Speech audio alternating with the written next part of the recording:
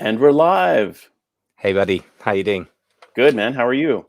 Yes, very well, thank you. Recovered All from right. my travels and looking forward to continuing the conversion rate optimization conversation. Yes. So It's I think we're where going to the have a great conversation today. But where absolutely. where was your latest travels? Because you keep going to these amazing European destinations I that all of do. us.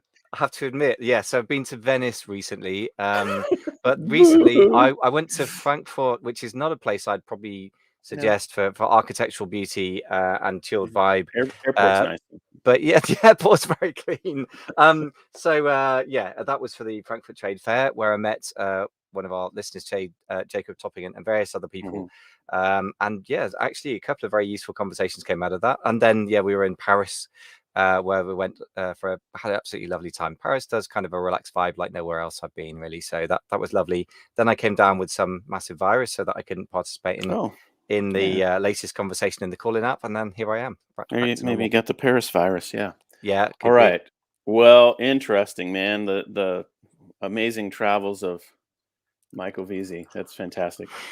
All right. Well, if you're listening live with us here, we're going to jump in and have a conversation about how to improve your time on site for your visitors, which is an interesting conversation. I think there's a lot to do here for both Shopify and Amazon sellers as well. Hmm. So if you're listening live with us, then give us a hello, shout out, comment. Let us know where you're tuning in from. Say hi in the chats, and we're happy to weave any questions into the live recording. Um, you ready to jump into this, Michael? Yeah, let's do this thing. I think we should cut to the chase. This is important stuff for people to improve their Absolutely. bottom line. So yeah, we should get that out there. All right, let's do it. I'm going to kick it off here, as is our custom, and we'll get into the conversation. So let's go.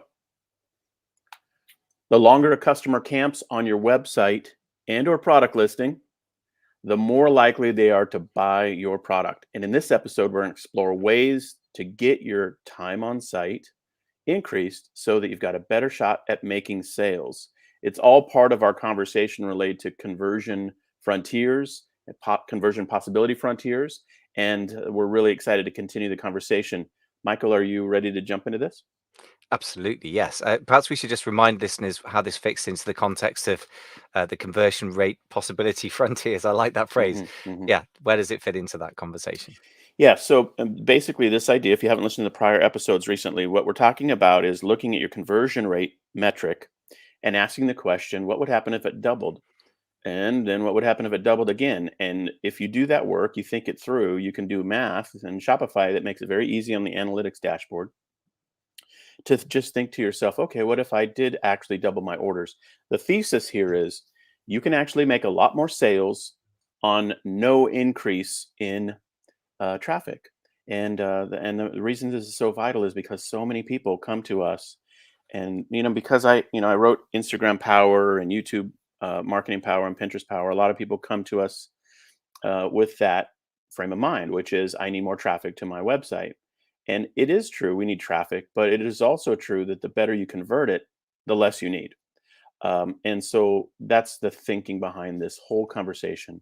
And there are these dynamic and interesting aspects of improving your conversion rate. And so yeah, there you go. That's it.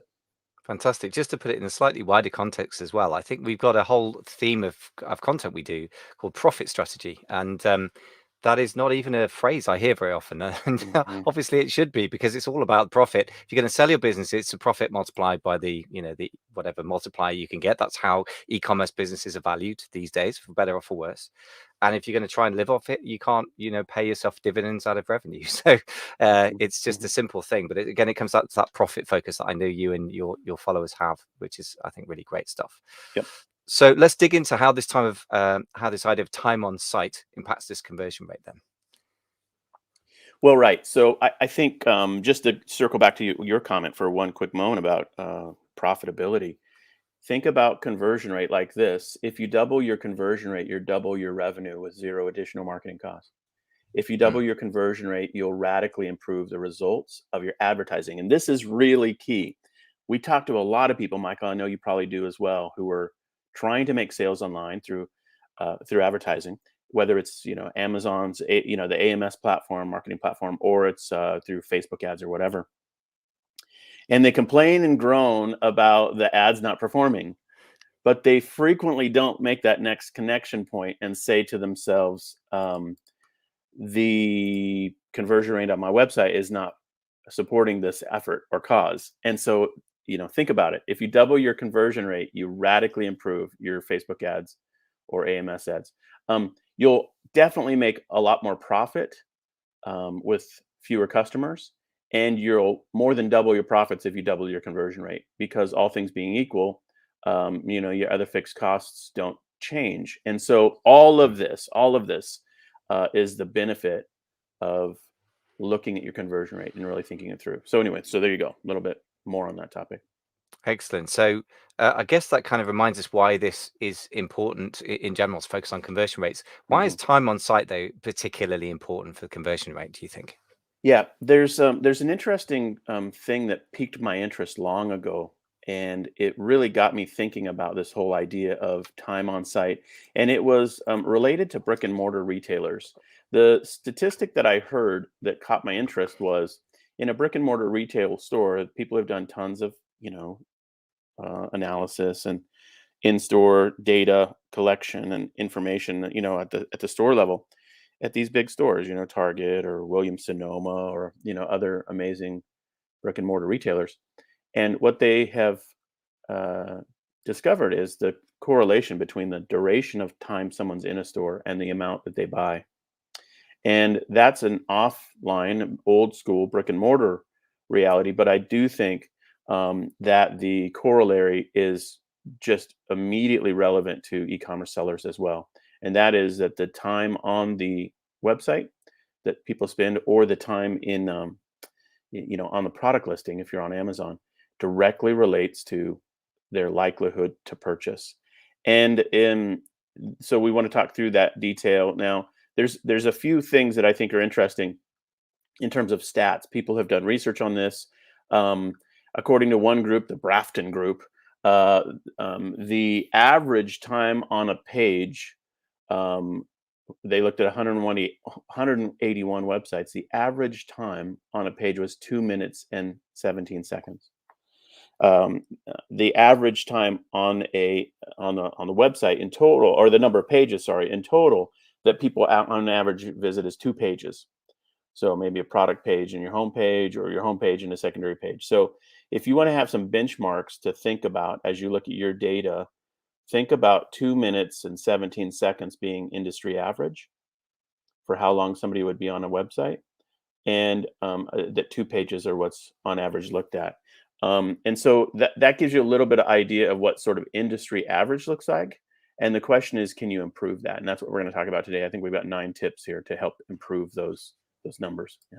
Excellent. Yeah, and it's not something that as an Amazon focused seller that I've really been conscious of because Amazon doesn't share this with us. But it's obviously something that now we're Hmm. thinking of it that way. I Hmm. imagine that Shopify, like most Google, any Google Analytics link sites will have that, but That's we right. can still work to do that. We won't be able to measure the results so easily directly in terms of time on site, but we can measure it with the conversion rate, which is Yeah. after all what matters, right? Yep. So sounds good. Now we've got a little graphic in our notes here about 4 types of customer purchase intent. Is that Hmm. Yeah. part of what we're dealing with here? What's that all about? Yeah. I mean, I think if you start to really research this and geek out over it, you'll run across this phrase called buying intent. Mm, Or customer purchase intent. You've probably heard that phrase before from other, online marketers. And yeah. so the question is, why are people on your site? And this gets to a lot of the nuts and bolts um, of Google organic search work and that kind of thing, where you'll hear this phrase like, are they buying keywords, or are they non-buying keywords? And do customers have, or visitors have, the intent to buy when they visit your site? And so you clearly start to see these customer paths emerge, or these customer mindsets emerge. And this little chart from NameOgo, I never heard of that company before, but they have a nice little graphic I saw. And it basically said there's 4 types of customer intent, and they categorize them as informational intent, where someone's just looking for information about a topic or a set of products or something like that. They have no intent to buy. They just want information. They're trying to beef up their knowledge. So that's the first one. The second one, investigative intent, where they're considering buying and they're evaluating the benefits or the opportunity of the product space, what's out there, that kind of thing. And then there's navigational intent, consideration related to conversion, but it's also because maybe they're reading an article somewhere else, or they're on Pinterest looking at a topic that interests them, and they see an item or image in Pinterest, and they click through, and they've got the navigational intent to follow the breadcrumbs to your product or to your website. So that's navigational intent. And then the fourth one is transactional intent, where they're definitely ready to buy. They want to just find the item, put it in their cart. And you just don't know what people are doing on your website as obviously as you would like, but you have to think through this framework and ask yourself the question, am I satiating these people's desire or need if they're informational intent visitors, or if they're investigative intent visitors? This is the work that you've got to do as the product page owner or the listing owner in Amazon. You got to think through, how do I serve these four customers or four visitors? And so that there you have it. I have an example I'll share, but Michael, what are your thoughts on this diagram and the thinking here? Yeah, I think it's really good. It's again another sort of funnel type thinking, which is kind of obvious as Mhm. soon as you think about it, and it makes sense. Another phrase I've heard used is surfers, searchers, and shoppers. So people are just knocking around the internet. Mhm. They're probably not people you're ever going to want particularly to get. They're looking for cat videos. You're probably less best to let them get on with that. But searchers are kind of looking for information as opposed to shoppers who are looking for products. And I guess Mhm. Mhm. that if you're running your own Shopify direct to consumer store, you really have to differentiate with those two, because if you keep making the classic kind of e-commerce engagement slash quotes unquote is, hello, have 10% off my product, when people don't know who you are, they don't know if they need your product yet, you're much better off saying, you're Mhm. searching for X, here's a report about it. And I've been Yeah. working with a client of mine who's got a Shopify site, and for that exact reason, to try and say, well, where are they at in their journey? And it's not hard to think it through once you think about it. It's just one of those insights that people get and go, oh yeah, and then abandon and don't build Yeah. into their site. Yeah. So I think that's the key, is to get some implementation on this stuff, isn't it, really? I agree, but I also, not to disagree, but along the same lines, I do think that we can make false dichotomies out of these things that Maybe. are oversimplifications. So for example, I'm not saying you're doing that. I'm just saying it's an easy thing to do to say, oh, someone with informational intent is not going to buy, therefore I ignore them, exclude them, or discard, any interest in them. That is a huge mistake. Yeah. In my thinking, because let's just use the example, cat videos. Cat videos are watched by people who like cats. People who like cats are people who have cats. People who have cats are people who buy cat food Yeah. and whatever else. So if you're in the cat biz, then cat videos are what you want to camp on. So That's it's a just good like point. thinking, what is the information that's also relevant to my ideal consumer? Because I'll tell you, just think about our own behavior. There Right. are many times where I'm looking at something for information. I am also a consumer.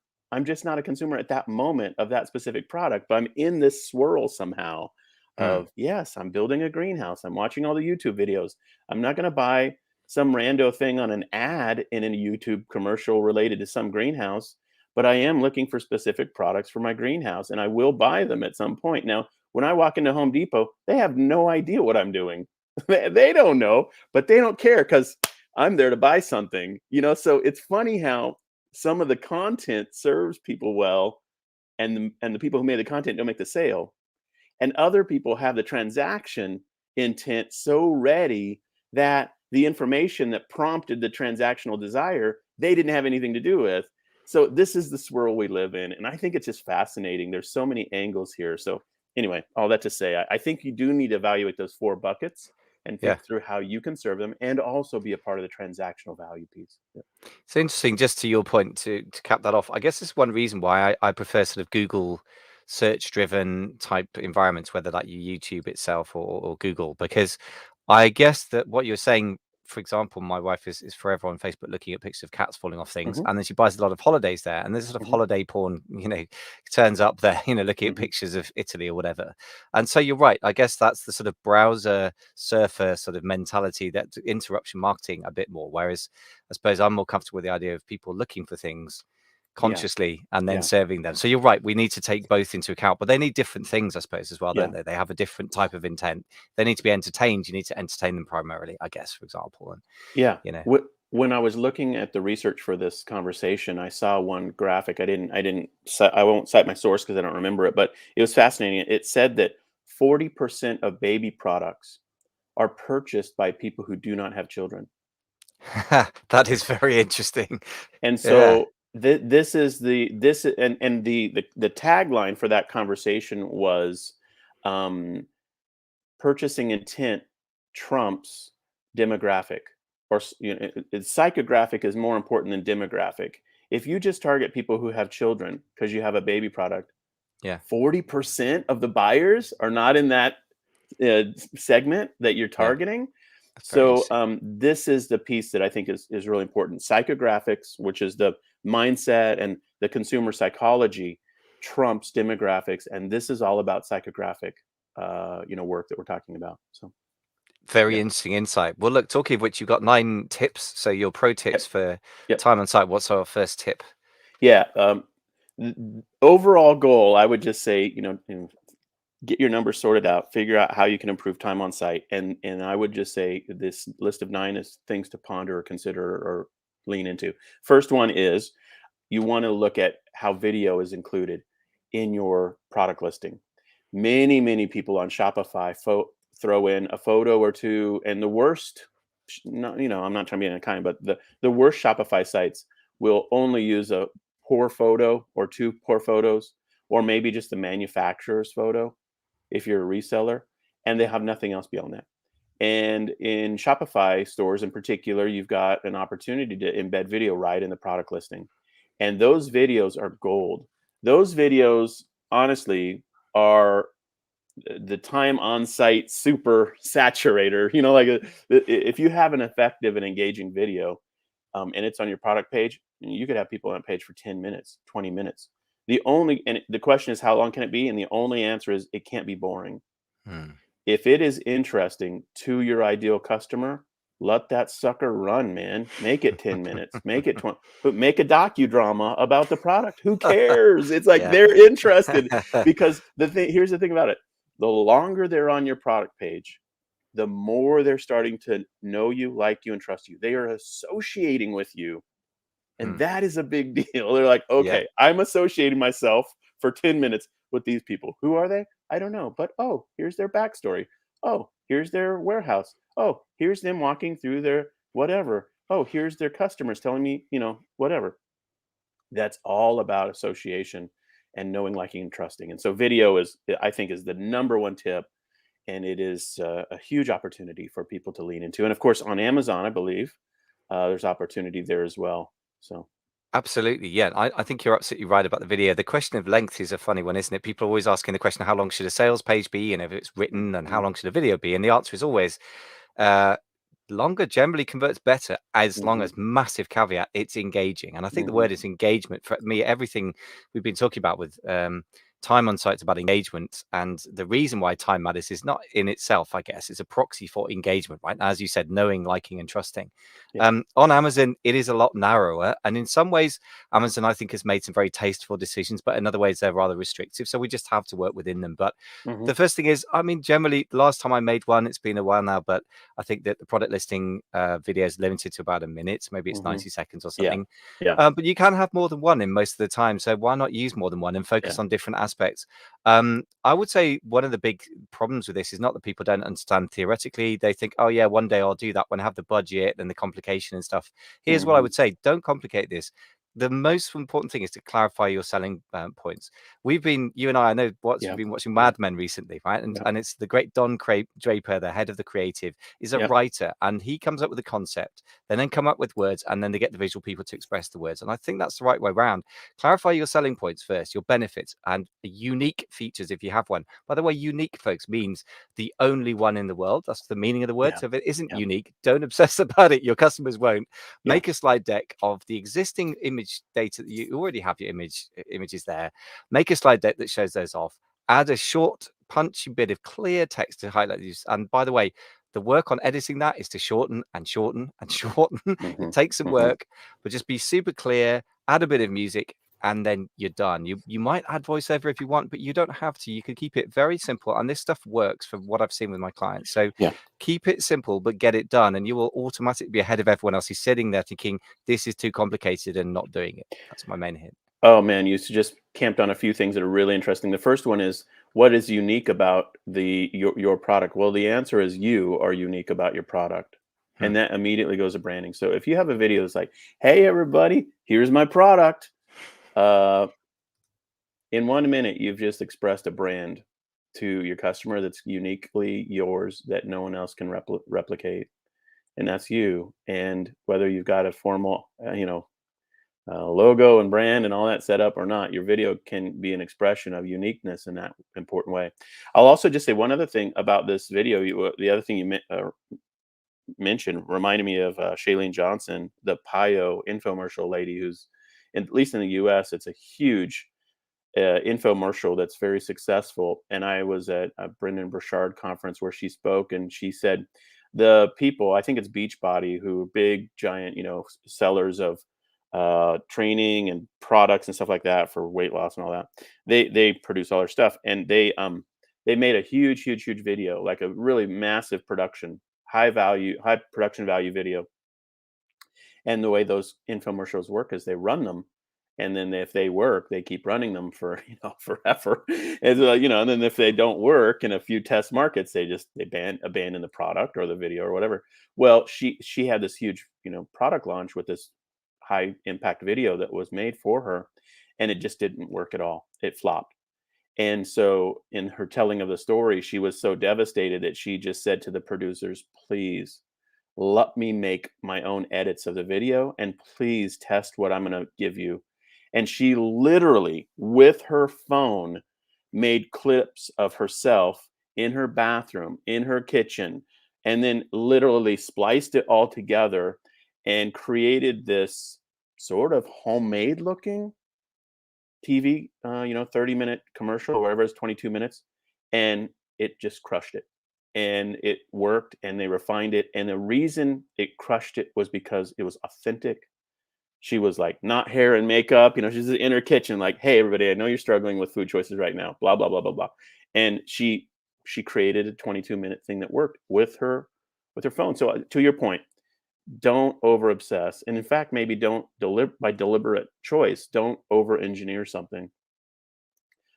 Try to do something that's natural, organic, and really you in the video work. So okay, so we've camped on video for what, 10 minutes here, but Yeah. we That's gotta keep fine. I going. think it's So important stuff. I yeah. think you're right. I think there's a lot of slick and vapid stuff on Amazon, and these days the Chinese, producers that do their own marketing work, which I think they shouldn't, is they're actually good at sort of reasonably slick but very very boring stuff. So slick is not Hmm. going to win you Hmm. consumers. I would start with engaging and then refine to slick, rather than the other way. Exactly to the point you just made, like the story with Shailene Johnson. Exactly the right way round. Start with engagement and then refine. Exactly Yeah. right. Yeah. Okay. Um, so second point, so video is obviously really important. What's the next way of increasing time on site Yeah, or on long page? form copywriting is the second big way to increase time on site. So in your product page, you'd be shocked to see, if you were with me on my coaching and consulting calls when I talk to Shopify store owners, how many times when we do the first audit of people's websites, how short the copywriting is on their product pages. And the first thing we always tell them to do is list, we give them, kind of a list of 7 or 8 or 9 things to create paragraphs for, with subheads, and then we just say, write and include these things on all your listings. And and we've talked about this before, but that piece of it by itself will increase time on site, because if people are really interested in the details, and they are if they're on your product page, then they want to know technical details. They want to know about your guarantee. They want to know about your, other reviews. They want to know about the dimensions of the box you're going to ship in and how you ship and all of those things. You want all of that stuff right on the product page. And when I get pushback on this, people will be like, "Oh, well, that people don't want to read all that stuff." And I'm like, "Do you read all that stuff if you're really serious about buying something?" And the other piece that some people can say is, "Oh, well, we've got that somewhere else on our website." That too is also a big mistake. So you want a long, good list of copywriting on your product pages. Um, Bullet points are massively valuable. Lists are massively valuable. Little subhead sections, little paragraphs are massively valuable. Secondary videos that are embedded in Shopify can be put there as well. All of that stuff adds huge, engagement in terms of people just looking through the listing and understanding what it is that you're trying to sell them. Absolutely. So a couple of points to your points. I really like the fact you picked up on those objections by your clients. People don't want to read stuff. Hmm. Well, Yeah. what does people mean? Yes, the average consumer may not, but maybe 1 in 10 does it. But in that case, that Hmm. might push your conversion rate up 2%. But that's pure profit. So why would you not want to have that over the course of a year? That's going to become thousands of dollars. The Hmm. second thing is we have that elsewhere is a deadly mistake. In Amazon listing is forced by Amazon to be much simpler than the options you'd have on your own consumer side, direct to consumer side. But just because it's in the bullets doesn't mean people read it. If you really have something important to communicate, I would make it a rule for yourself that you have to put it in an image. Some people will read the bullets. The flip side of that is changing the bullets will increase your conversion rate if you get a good copywriter on it. I've seen that time and time again. And so Hmm. I guess if something is important, it should be everywhere. Really, should be Yeah, repeated. You totally. know, repetition is one of the keys to communication, right? So I think to your points. Yeah, one little pro tip on this, just for example, your shipping details. Your shipping details should be on your footer info and link to a shipping page there. It should also be on your product pages for sure, 100%. It should also frequently can be in the pop down at the top of your homepage or on your homepage. Hmm. The reason that's so important is because in the absence of that being in front of the customer so that they see it clearly, they will go through the checkout to discover what the shipping detail is. And then you'll have poor conversion rate metrics because they'll just be information seeking on your shipping detail through checkout. That is a mistake because it lowers your conversion rate. It really, and you'll see the spread in Shopify between added to cart and completed purchase. And if that spread is really big, people are information seeking through your checkout process. It's a big mistake. Anyway, so there you go. So that's one of the reasons why you want that stuff on your product page. By the way, that totally mirrors my experience as a shopper on other people's sites. So, Hmm. like most of the time, I Yeah. find I have to go to that, and so most people communicate shipping or pricing very, very poorly in my experience. So I'm sure you Hmm. could easily win quite a lot of the time. A couple of points for those who are stuck on Amazon trying to make this stuff work. I mean, longer form writing is possible on Amazon in two separate places. One is the description, and to your point about formatting clearly, they Hmm. have got rules at any given point. HTML is out of the picture. Sometimes you can get away with it, sometimes not. But even if you can't use that, you can use heads and paragraphs that are easy to absorb. And a few simple tips. One is use really short, clear headers. Again, I find that the more important information is, the more I have to write and rewrite it, sometimes 10 times to get really super clear communication. Use short sentences and use the Hemingway app. It's a fantastic way to clarify and Hmm. simplify, and use short paragraphs with plenty of space. So it's just easy to absorb for those who do read. The other obvious place is A plus content. We don't get given that many options by Amazon, but they're fairly tasteful. So at least we're not going to do bad things. And again, just keep it very short, punchy, and really, really clear. And obviously, it tends to tie in with photos, which can clarify things as well. Hmm. Yeah, yeah, yeah. Okay, awesome. Um, Number three Yeah. in our list is infographics and images that have stats and metrics on them. Now, you just said images. We don't have that on our list, do we? Goodness, we have to have a 10th thing then. Somehow we don't. Yes, I think you're right. That's We must have shoddy prep work on our that. my part. Sorry. No, I missed it as Just well. a thorough number of images. You should have the maximum number of images you can, and on Shopify, you should really think through having a good, 6 to 10 images. Okay, so anyway, but some of those images you can also add as infographics, or I like the product image with the text overlay with little arrows and little, kind of infographic-y type aspects to one of your photos or a couple of your photos for your products, with the call out text being some feature or even benefit of the product. So, for example, if the knob is a push button instead of a twist, why is that better? Or whatever. And do you want to put that on your product listing? Those aspects I think are highly engaging, and people will look at those, and as soon as they see text on an image, they will click on that image to see what you're trying to communicate. It is a visual magnet. It's like it's almost an open loop visually, especially on a website. Think about this. You see 3 or 4 images there that are really small thumbnails. And in that first glance, when you see them, you cannot see what's on those images, but you can see whether there's text on one of them. And when you see that there's text on an image, it's almost in your mind a requirement that you click on that image and see what that thing says.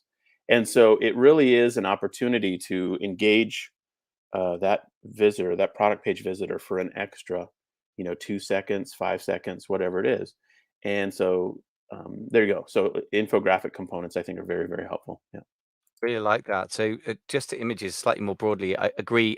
If you use the maximum number you can. If you're on Amazon and they give you 7 images, why put Hmm. 2 up? That's just ridiculous. And by the way, the biggest brands in the world do that, and they don't understand what they're doing. They rely Hmm. on their brand name to do all the heavy lifting that we have to do with better quality work. To your point as well about the text in the images, never thought of that. That's really smart thinking. What I would say though is that having worked with quite a few very, very good Amazon copywriters and image Hmm. makers, Hmm. it's really important to use text to focus what is the point you're making, because Hmm. beautiful imagery is going to do a lot of the work for you, but it doesn't do all of it. And I think two simple points. I would, if you want to default to a very simple but very effective way of doing it on the product detail page on Amazon, I would say have the benefit at the top of the listing under some kind of branded font and branded color that's consistent, maybe with your logo there if you want.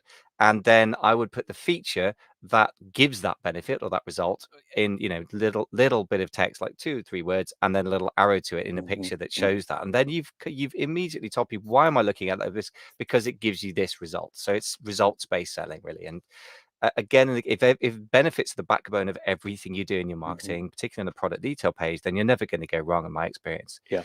Yeah. Really drives conversion rate very heavily. Yeah. Okay. Love it. We're up to Great. number 5 now. We added images, so We we're image on. images, yeah. Yes. So we've got video, we've got long form writing, we've got images, and we've got infographics and stat metrics on photos. Yeah. Just And before we move off images, actually, I ought to just put across, I mean, be interested in your thoughts about this. So I find different products need slightly different mix of the different types of images available. So a lot of people do image on white. I personally think unless you have to, and on Amazon, you only have to do that on the main product photo, that has no engagement. Nobody experiences products floating in a void. Everyone experiences them in a context. So I would say all the other photos need to have the picture, the product in a context, sometimes focus on the product, sometimes focus on the Mhm. context. For Yeah. example, are you selling something that's used in the bedroom? Yeah. And then sometimes infographic, and then there's the pure lifestyle or editorial images. So I think Yeah. everything's a mixture of those two things and those few things. And the mix depends on the product. If it's more technical, you have more infographics. If it's more Mhm. lifestyle based, you have more lifestyle. So that's my basic summary on the images. What are your thoughts on that? Totally agree. And we encourage people to mirror this activity on both Shopify and Amazon, where the primary image is a shot on white. We call it the product image. And then the phrase you mentioned is lifestyle or editorial. Some photographers will call it editorial photography. That would be the product in the wild, the product out on a table, the product in your backyard, the product at the beach with the happy people, whatever it is. So that editorial or lifestyle photography is absolutely central to engagement. Now, will that extend the time on site? I don't know, but if they have 6 photos to look at, they'll look at them, Hmm. and it does plant the concept. Oh, I can use this in the rain. I can use this in the snow. I can use this at the beach. You want to think through what your lifestyle photos are helping communicate. And so, yeah, I think that is important to add to the listings for sure. Yeah. Sure. Okay. Yeah, but Yep. it's an interesting point about the fact that it doesn't necessarily extend the time. I guess that's it's a different lens through which to look, isn't it? Hmm. Hmm. So Yeah. number 5, you were about to give us on. I just kind of grabbed the image thing. Yeah. It's use uh, testimonials from your customers. So in any product listing, there's um, several different ways you could do this. You can use it in the copywriting section, or you could use an image of testimonials. And having that be front and center is vital in the listing itself. You can also use reviews, of course. Um,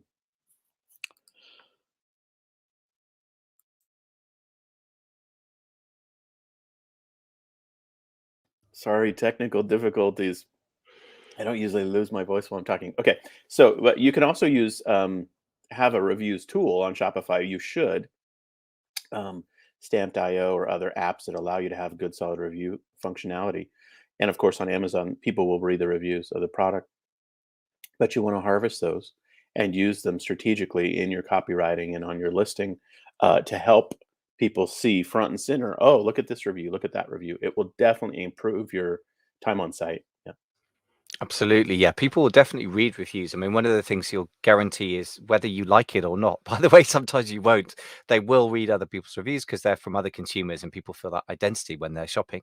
I would say a couple of things on Amazon. Obviously, we don't get to control what goes up in the reviews, but we can influence it in lots of different ways. A very, very simple but effective thing is to take a photo of one of your best reviews that isn't too lengthy and is readable on a mobile, and then use it as one of your photos. I've seen that work quite well.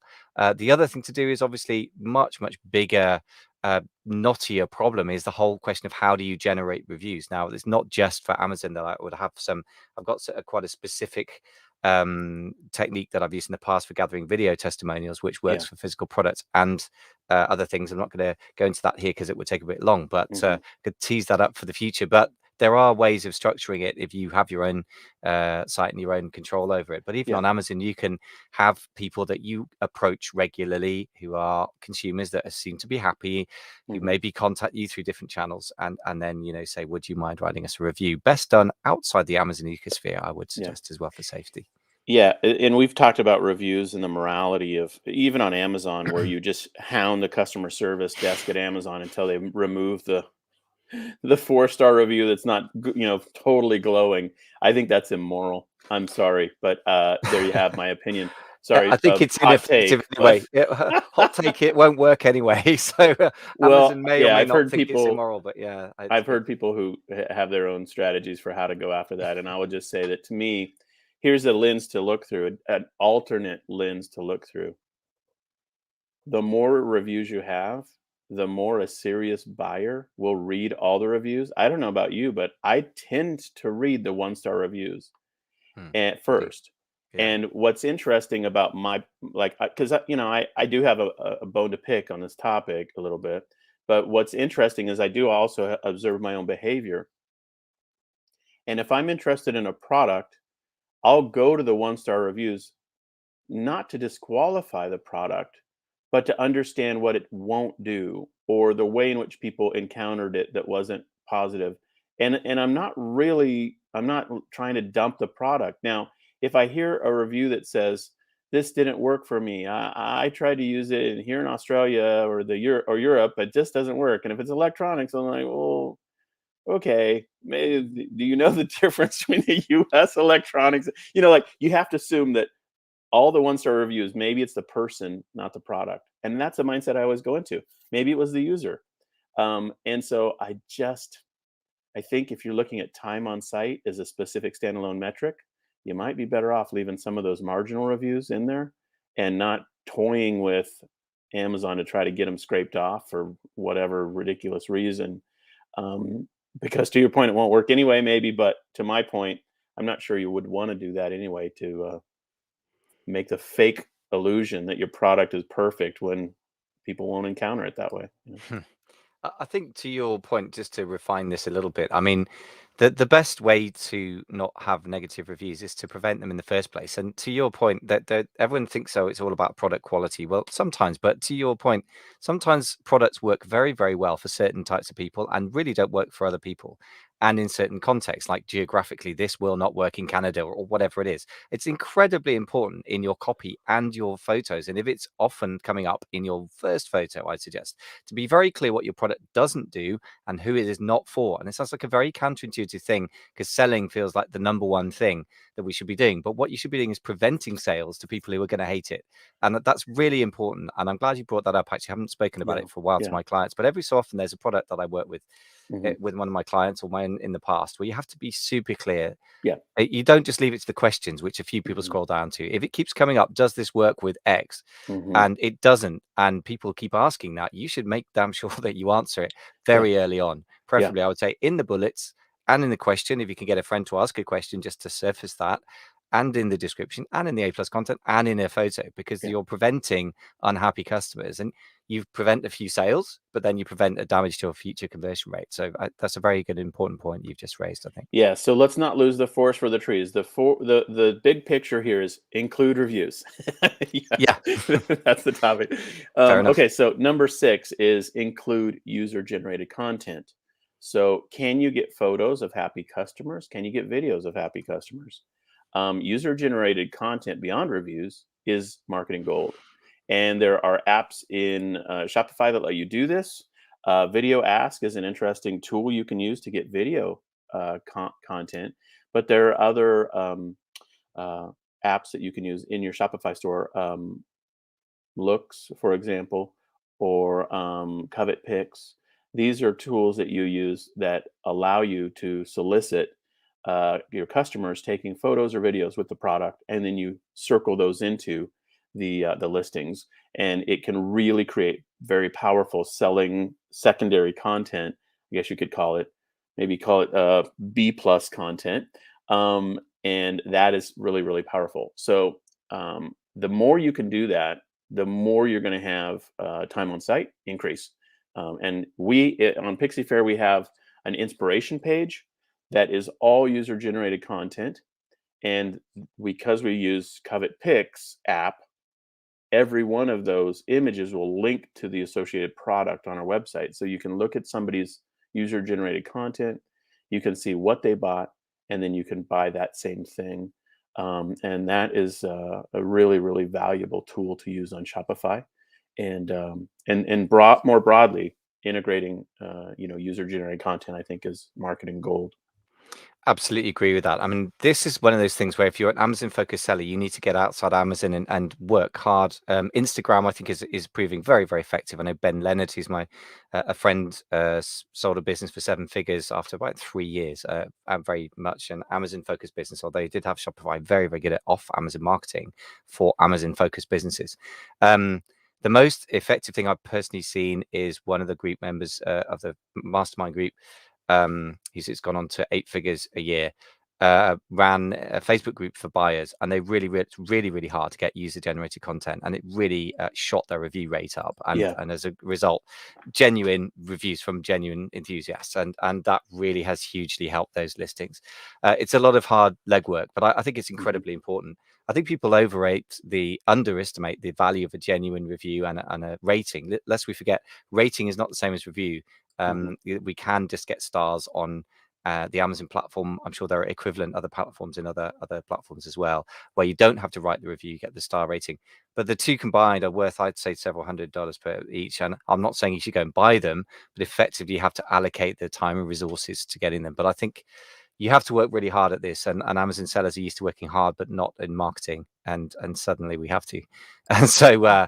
yeah, I think it's worth the effort, and you're absolutely right. It's also a sort of wave and a trend that keeps growing, isn't it? User Mhm. generated Mhm. content becoming more and more part of what consumers expect to experience, and equally kind of expect to produce as well. So there's a kind of culture shift going on, I think. Yeah, totally agree. Okay, we got 3 left in our Okay. list here, and this last 3 is you're in the paradox of choice here with these last 3, because there is a counter argument to not including them that I want to point out. And the counter argument, and the last 3 are basically links that, in essence, take people off the product page. And this would be Shopify centric. But Amazon does this to you if you're an Amazon seller. So they've already made this choice for you on Amazon. On Shopify, you get to make this choice. And so let's frame it this way. There's competing theories about how best to work with a product page. One theory is what you might call the squeeze page thesis, where you really want to have your page only focus on the shopping cart finishing step in the journey. This complete the transaction, and anything that distracts from complete the transaction is a mistake. That's one thesis. That's the squeeze page thesis. The other thesis is you're serving the customer with as much information about purchasing as possible, which will increase the conversion rate, and they're smart enough to get back to the product once they answer the questions that are top of mind for them. And so serving them with maximum information is more valuable. So those are the tension points, or the two camps you might find yourself in. So when you hear somebody hardcore say something like, never have any links on your product page that take people somewhere else, you know that they have squeeze page mindset. If that's a phrase, that would be a pretty good phrase. Squeeze page mindset's definitely a thing. I Yeah, think we just I coined a agree with that. phrase, man. Can we Squeeze coin that page phrase? mindset. You can have it, and yeah, happy to leave that with you. Squeeze page I think mindset. I Yep. think that the mindsets it's like anything else. I mean, somebody does something that works for a particular type of product in a Hmm. particular platform, and then Hmm. they start saying it's got to work universally. So it's the problem of generalization. It's Yeah. a kind of it's a thinking error, I would say. I mean, the truth is that either approach might be the best for your particular products. I mean, you just got to think it through, I guess. I mean, because we don't have much options for this on the Amazon, it's not something I've had to think through deeply personally. But I guess, for example, if you've got a very expensive product, then people generally do more research, and I Mhm. would be inclined towards the sort of serving people with more information as possible, because they probably will just refuse to buy if they don't feel they've ticked every box and answered every objection. Yeah. As opposed to a fairly cheap product where you probably just want them to just make an impulse buy. So for me, that would be one obvious distinction. But again, that's a theoretical one. The only way you're really going to know is to test it, isn't it? I mean, if you Yeah. can probably set up an A/B testing framework, Yeah. or at least test with one batch of a product and another batch, and over time, I guess the truth will emerge from the data, won't it? Yeah, absolutely right.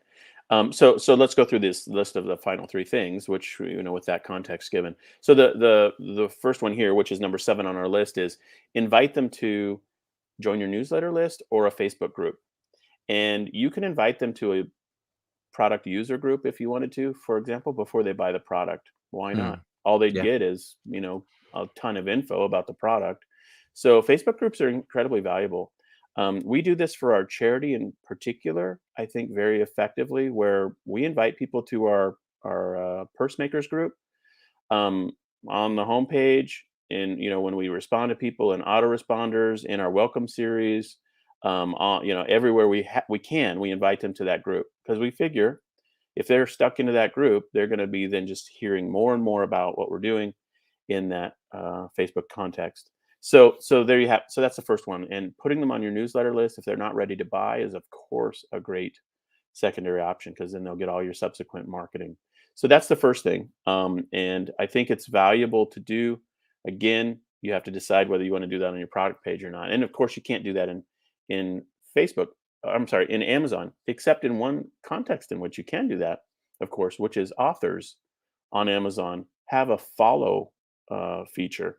Amazon doesn't explain how it works, how you manage them, how many people are in your list, but they do have a follow this author on Amazon, and it is next to every author account. And I've never seen the value proposition for it, because I'm not sure how to use it. But anyway, so that's the only context in which on Amazon I think something is similar. But Michael, what are your thoughts on this topic? Yeah, I think you're right. Sadly, this is a direct to consumer site sort of thing. And really what I would say is some of the smarter Amazon sellers out there are I know Amazon seller is not a very good characteristic to use word to use, but let's say they sell on Amazon. Okay, fine. But sales is only part of the picture. And what we're talking about here is lead nurture, I guess. Lead Yeah, capture is yeah, implied by that. And a lot of the smarter people I know are really obsessing with finding prospective clients, nurturing that relationship, and then taking them through Amazon as a selling point. But crucially, they have got their details. They have a relationship to them. Their brand has a sort of relationship to them before they use the brand of Amazon, if you like, to wrap that's that right. up as a trusted retail space. Hmm. And that's a different relationship already. And I think going forward, that's the way to approach things, really. And another way to put it is flip it on its head. One of the mastermind members has been running an agency for a very big seller. Got to be careful with not disclosing things here, but broadly, they got to pretty serious size as Amazon sellers. And then what they did is they run Facebook ads to email capture in order to drive sales on their own direct to consumer site, and that's been working like absolute crazy. They got up to spending, $50,000 a week and making a return on it. Absolutely crazy stuff. But Say it what again. What's their path? How do they do it? they basically they got their Amazon site to their Amazon sales to a certain size. They set up Hmm. their own direct to Hmm. consumer site, and they're Hmm. driven Facebook ads to email capture, Sure. and then great email nurturing sequences, and that's really blown up their direct to consumer site. But the reason it's a Hmm. kind of Amazon relevant story is that as a kind of side effect, they've doubled their Amazon revenue, which is Hmm. not a small side effect. So in the end, I guess we have to just kind of think bigger than Amazon, I suppose, is Yeah, I what I'm totally saying. agree. Okay, so that's a good one. That was number 7. Number 8 is you can include links to um, other articles, blog articles, videos on your website, other pages on your site that will have additional information. And to our earlier point, this is serving the information seeker site visitor, and it's not serving the person who's ready to transact. But then again, if the person's ready to transact, they're not going to click off to some informational video. So, I think there's a case for saying, if you're interested in this product, here's a blog about the 10 benefits of this product, or here's a video about comparing this product to our other option, which is the the large size or the red one or the well, whatever. And having those types of links and resources on your product page, um, I think can be valuable in the right context, and I think it's something to think about. Yeah. Yeah, absolutely. Again, it's looking at what Amazon does. I mean, if we are selling on Amazon as third-party sellers, we may not have much option to Hmm. do that. But if you're creating your own direct-to-consumer site, then looking at what Amazon does is a smart starting point, because they must test the wazoo out of everything with Hmm. crazy amounts of data points. So if they're That's doing right. it, the chances are it's good for good reason, really, I guess. Yeah, and one of the features in Shopify, people will be familiar with it or users of that platform, would be the related products. So, you've got an opportunity in your Shopify store to set it up in a way like Amazon sets up their pages, and have a very nice presentation of related products that is right on the product page. And on Amazon, it's customers also viewed, or customers also bought, or whatever, is very common. Though, mirroring that stuff on your Shopify site, my thinking would be, there's a reason Amazon does it. And if there's a reason Amazon does it and has continued to do it for 20 years, they would have not included those pieces so liberally if it didn't add to ultimate, conversion. Now, of course, Amazon doesn't care if it's your product or your competitor's product, Yeah. which is the only distinction there. But nonetheless, it's there visually for the customer to click into. You can do all of that on your own Shopify site with the right apps. Yeah. Yeah, so a couple of things. I mean, first of all, Amazon does it, I think, for good reason. I imagine it's because it increases average order value, average order frequency. Because if you're going to come back and you didn't like the blue and gold options, but you can see a red one, then maybe you buy something when you wouldn't have bought at all, etc. It's obviously going to increase time on site. I mean, Amazon.com is a website. I mean, it's so colossal, it doesn't feel like a site, but it is just a site. And so, yes, copying that on your own website is a no-brainer for me, Yeah. because it works for a giant Yeah. e-commerce marketplace. The other thing is, if you're caught in the crossfire of Amazon, forcing consumers to go and look at one, or giving them multiple options to go and look at your competition's products. Just a couple of hints. First of all, you could try to engineer a link between your products and the other products by using coupon codes, because you could offer a coupon code that offers a discount off 2, 3, or 4, a bundle of products that you can put together. Not a bundle in any physically bundled sense, but in the sense of, if you buy these two together, then you get a massive discount. And that's obviously a way to engineer. And I would definitely spend the money. And if you can get that engineered, you're going to really increase your sales of both products. You Hmm. cannot necessarily get consistency with that. But the other one is to, this is not exactly a time on site thing, but it's related to the problem I've just flagged up, which is, if you advertise on your competitors' listings, especially if you choose ones that are more expensive but about the same as yours, or lack a specific feature that yours really has, then you can actually win quite a lot of business that way as well. So that's an advertising strategy, but it Yeah. kind of relates to the fact that you're trying to claw back, having been a victim of Amazon saying people also Hmm. bought this, and they click on that listing and there's your product again, just looking cheaper and better. Yeah. That can actually win you quite a bit of business as well. Yeah. Love that. That coupon hack is awesome. Okay. The 10th thing, the final thing to increase your time on your product listing, time on site, is including links to other details, other pages on your site. For example, your shipping policy page, your guarantee detail page, anything else that might be an outstanding question. Now, again, you might already have had those content pieces in your listing, but the question is, can you have a clickable link to another page? Pros and cons are there.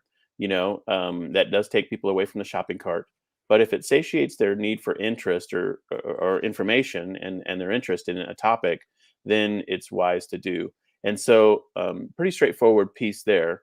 Obviously, if they're on a product page, for example, on Shopify, and they want to know your shipping policy, they'll probably just scroll down to the bottom and look at your footer links Hmm. anyway. So technically, it's there whether on your product page, in essence, if you just think about your footer being on your product page.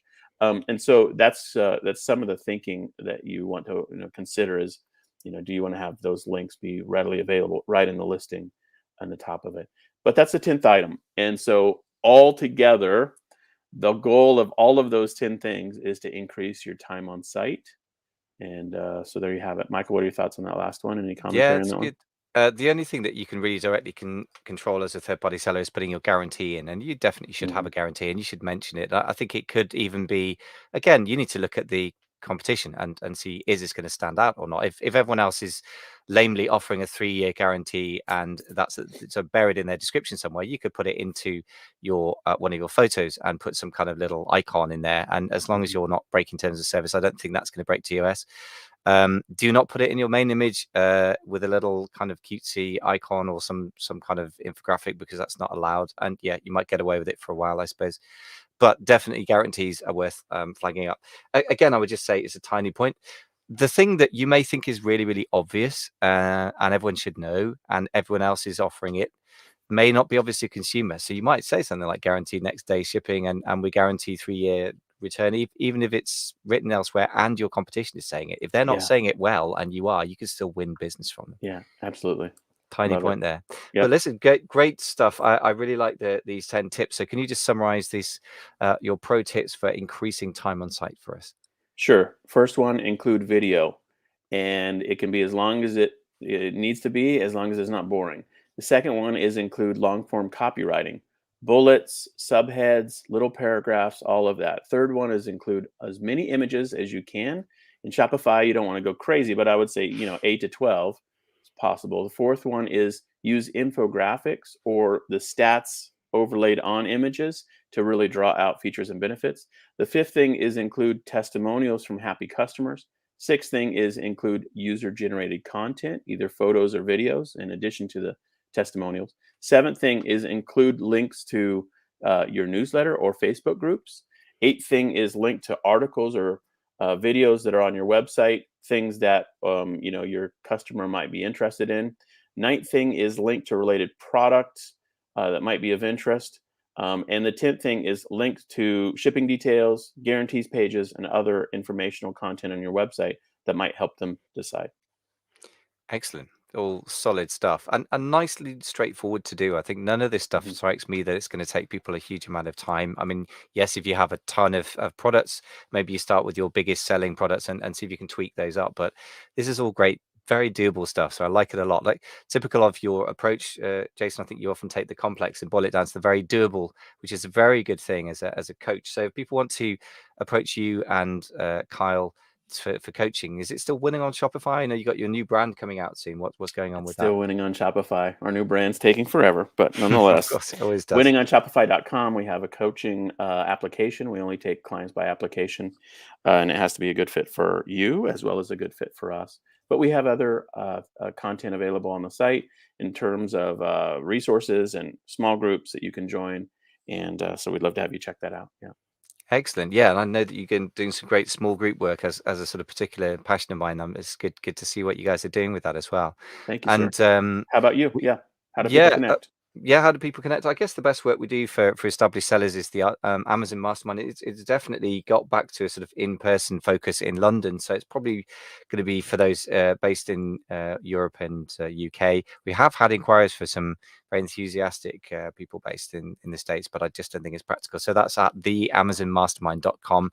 Still hasn't been taken down by Amazon's lawyers, so you Oh, go that's to great. theamazonmastermind.com. I do have my own site somewhere else, but it's just, it's an Yeah. easy one to remember. And you can check out what the 10K Collective Mastermind's doing there. And, going great guns. We're adding people all the time. And, generally speaking, it's a great deal of growth, but also a lot of people stressing out about the international freight situation. And Yeah. it's a great place to share practical things. I think it's very important to have other people in the trenches experiencing the same problems and coming up with solutions as well. So it's working well as ever, Love it. even in difficult times. I Yeah. guess the final thing we ought to talk about is our e-commerce leader calling out. I was actually sick for the one on Tuesday. So I hear you guys had a great time without me. So tell us about how do we get hold of that? What's that about as well?